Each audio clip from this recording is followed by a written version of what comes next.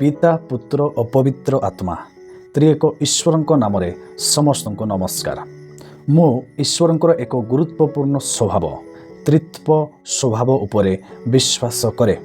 ईश्वर त्रिएक ईश्वर अटंती।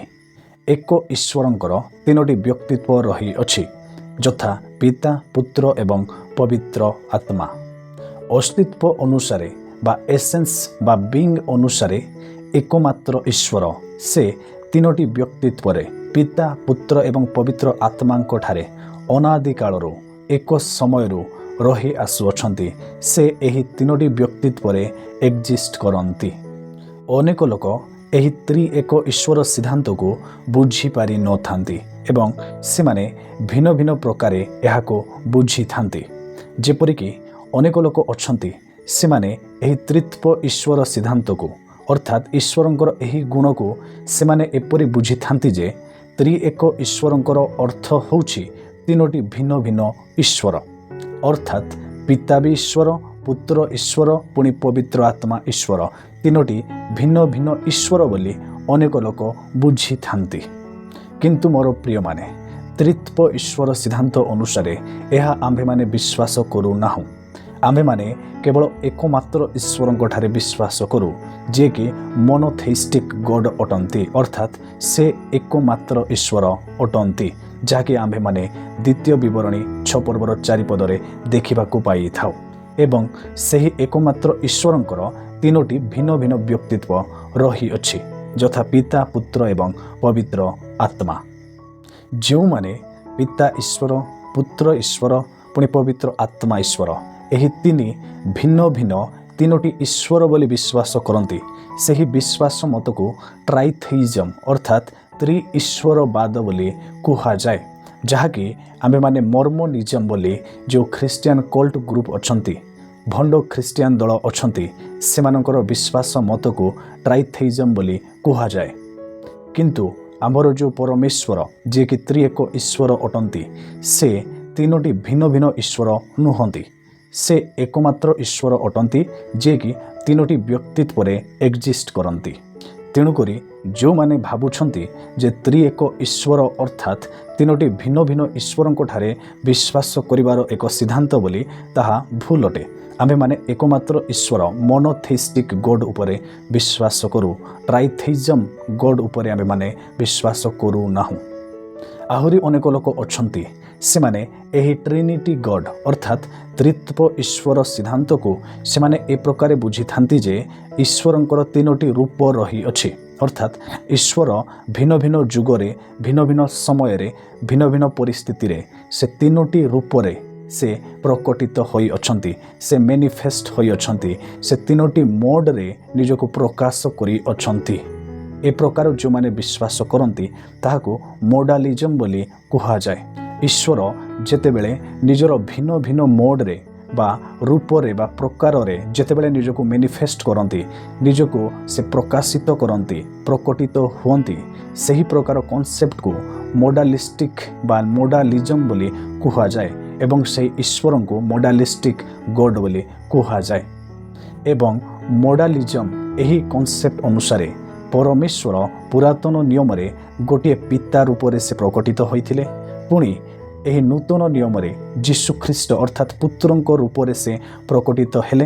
पुणी जीशुख्रीष्ट पुनरुत्थान परे जेतेबेले स्वर्ग को गले तापरे पवित्र आत्मांक रूप रे वर्तमान कार्य करुअछंती, अर्थात एही जुग पवित्र आत्मांकर जुग बोली सेमाने विश्वास करिथांती। किंतु मोर प्रिय माने त्रित्व ईश्वर सिद्धांत अनुसारे ईश्वर तीनोटी रूप रे निजको प्रकटित करुनाहांती। आम्भमानकर विश्वास मत अनुसारे परमेश्वर एक ईश्वर अटंती एवं से ताहांकर तीनोटी व्यक्तित्व रही अछि।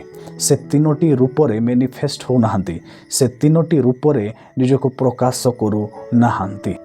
आम्भे माने विश्वास करू जे पिता पुत्र एवं पवित्र आत्मा अनंत कालरू जगतर सृष्टि पूर्वरू पुरातन नियम पूर्वरू ही एही तीन जन सेमाने अछंती। एही मोडालिज्म कॉन्सेप्ट को विश्वास करुथिबा दल गुड़िक होउछंती ओनली जीसस दल, वननेस पेंटिकस्टालिस्ट दल एवं विलियम ब्रानम को ब्रानामिजम कल्ट ग्रुप मेसेज बिलीवर माने से माने विश्वास करती जे परमेश्वर तीनोटी रूप से निजको प्रकटित करी अछंती, तीनोटी मोड रे से निजको प्रकाश करी अछंती। तेणुकरी तांकर विश्वास अनुजाई ईश्वरंकर एही गुण को मोडालिस्टिक गॉड बोली कहा जाए।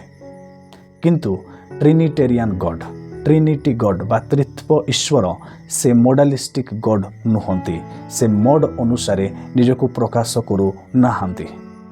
अतएव मोर प्रिय माने त्रित्व ईश्वर सिद्धांत अनुसार, त्रिएक ईश्वर सिद्धांत अनुसार आम्भे माने तीनोटी भिन्न भिन्न ईश्वरंकर आम्भे माने उपासना करू नाहु।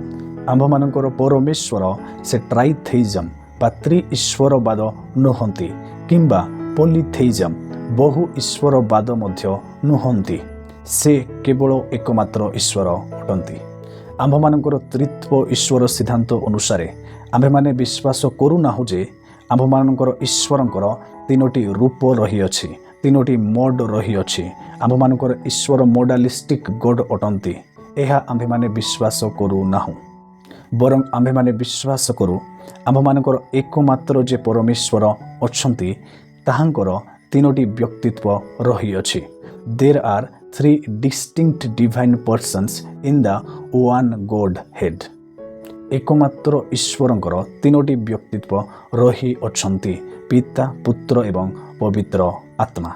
एवं त्रिएक ईश्वर सिद्धांत अनुसार एही तीन जण भिन्न भिन्न व्यक्तित्व को ईश्वर बोली कहा जाए। अर्थात एही तीन जण व्यक्तित्वंकर ईश्वरीय स्वभाव सबु रही अछि।